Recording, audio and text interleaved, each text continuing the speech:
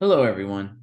My name is Eric, and I'd like to talk to you about the experience of rock fishing. And let's start with a story. It was a dark, stormy day. We lost a few men in the attempt to. I'm just kidding. It was a bright, shiny day, and I caught two beautiful vermilion rockfish. When was the last time you caught rockfish this good? The rockfishes, I should say, is a family of fish in the Pacific Ocean that come in a variety of shapes, sizes, and colors. In this picture alone, you see three species.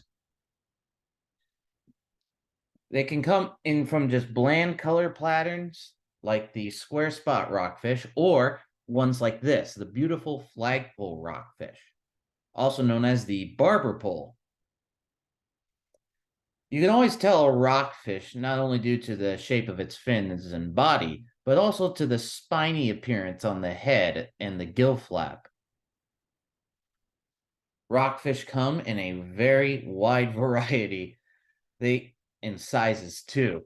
Honestly, this is what I love about rock fishing. When you're down there and you have your rig in the water, you don't know what you're going to pull up sometimes. That's why I personally believe that rock fishing is better than Pokemon Go.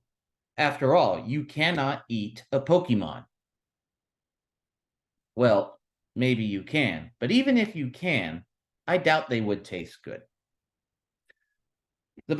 Another great thing about rock fishing is that you're almost guaranteed to catch other fishes as well that you could probably bring home for dinner, like the sand dab, or what I like to call the poor man's halibut, the California scorpion fish, very venomous, clip the spines before bringing it home, and the California sheephead that I like to catch, and the ocean whitefish. Unlike the blackfish, the whitefish cannot jump. Mm-hmm. The rockfishes are very common throughout the Pacific, especially deep coastal waters. You can find them from the East China Sea, Japan, the waters of Russia, Alaska, the Pacific Northwest. But their most prominent location for catching rockfish is here off California and Western Mexico. There are over 100 recognized species of rockfish so far. And the most incredible thing about rockfish is their long lifespan. I mean, the rough-eye rockfish, for example, has been recorded to live 205 years old. Not bad for a fish. There are some things you should know about catching a rockfish. For example, look at this Boccaccio rockfish I have pictured next to my foot. You may notice his bloated belly, his eye has expanded, and sometimes a rockfish will come up with its stomach ballooning out of its mouth. The fish looks like it ate too many cheeseburgers, except fish don't eat cheeseburgers, although they'd probably love it given the chance. Where was I? Oh, yeah, barotrauma. It's called barotrauma. You see, pressure increases as you go deeper into the water.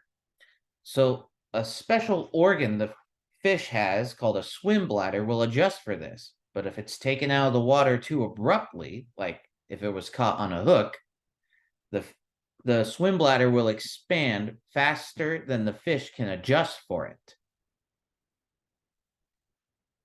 The swim bladder is in a unique position of the body, right there, up against the spine and the stomach.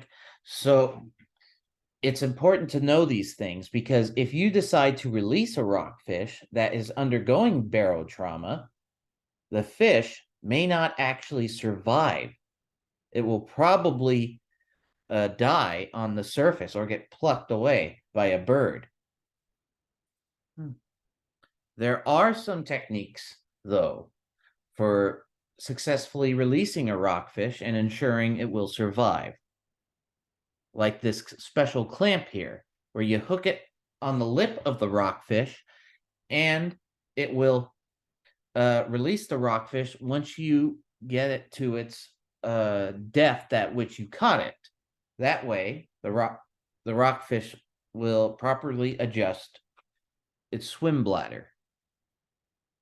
As long as we're on the topic of catch and release, it's important to consider the conservation aspect of rockfish. Although most rockfish have only a bag limit, which again makes them very ideal for fishermen, some species do have a size limit. And there are also some species that unfortunately aren't doing very well. It's always best to release the smallest fish, anyways, as with any fishing experience, so that they may grow and help the population and ensure that this uh, outdoor sport remains intact for generations. The yellow eye rockfish, for example, is one species that isn't doing very well. It's important to identify the yellow eye rockfish, not because when it's a juvenile, it looks nothing like an adult. So it can easily be confused with another species. It may be accidentally kept home anyway. Another species to know is the copper rockfish. Again, very important to know these color patterns on these fish or any other unique qualities so you know which species is better to throw back. The California Department of Fish and Wildlife does a pretty good job of updating the state on rock fishing regulations. For example, for most of my experience, open season usually began in early March. However, it has recently been moved to late March. So again, you have to keep this in mind. This is just conservation practices at work here. When you do everything just right and stick to your guns as you hunt for this unique species, I guarantee you the perks are worth it. I mean, just look at this. This catch I had, this was one of my best days fishing. I came home with enough fish to feed my family for not only the night, but I fed my family for the rest of the week.